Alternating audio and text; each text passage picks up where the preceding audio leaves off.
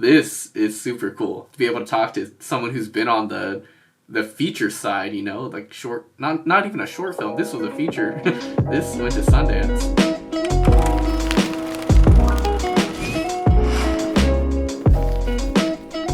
What's going on, you guys? Welcome back to another episode of the podcast, The Creative Corner, the podcast where we talk to creatives around all the corners of the earth to talk about their passion, from filmmaking to business to photography.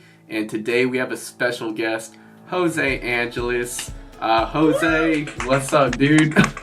Thank you, Kasey. What's up?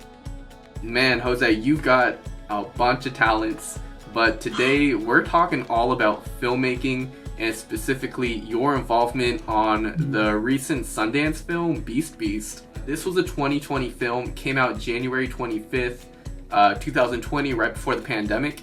And it's produced by Alec Baldwin, who's been in really big productions like Beetlejuice, some of the Mission Impossibles, and 30 Rock. And it's basically a film about three teenagers whose lives intermix due to tragedy.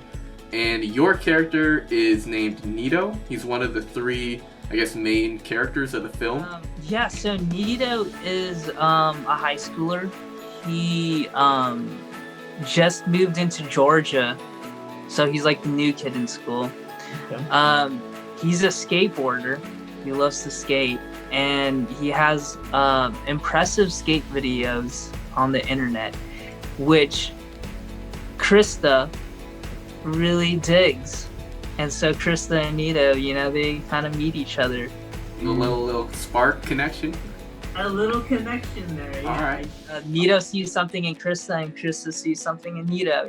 So that makes kind of like this romance. Yeah. Cool. Okay. For you, what was the biggest challenge playing this character? Because he seems like he was written for you, so it seems like it should be easy. But acting's never easy. So what was the hardest thing playing this character?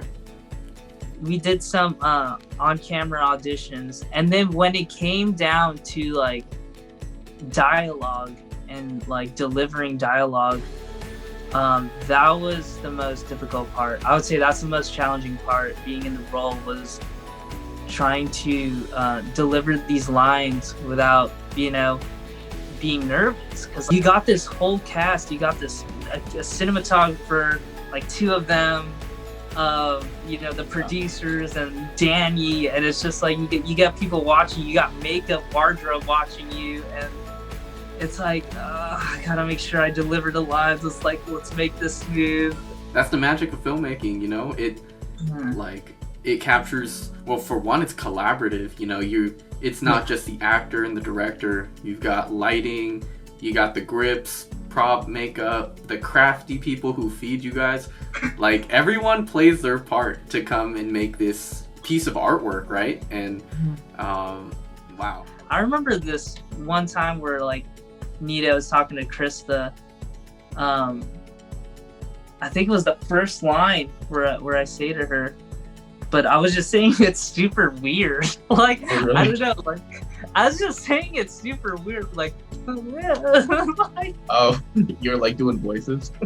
This is super cool to be able to talk to someone who's been on the feature side. Like short, not even a short film. This was a feature. This went to Sundance. Without giving away any spoilers, what's something that's gonna surprise people when they watch the film? Maybe like the message behind it. Or a scene, maybe. Okay, so I think the surprise of this is it's definitely how the three main characters meet.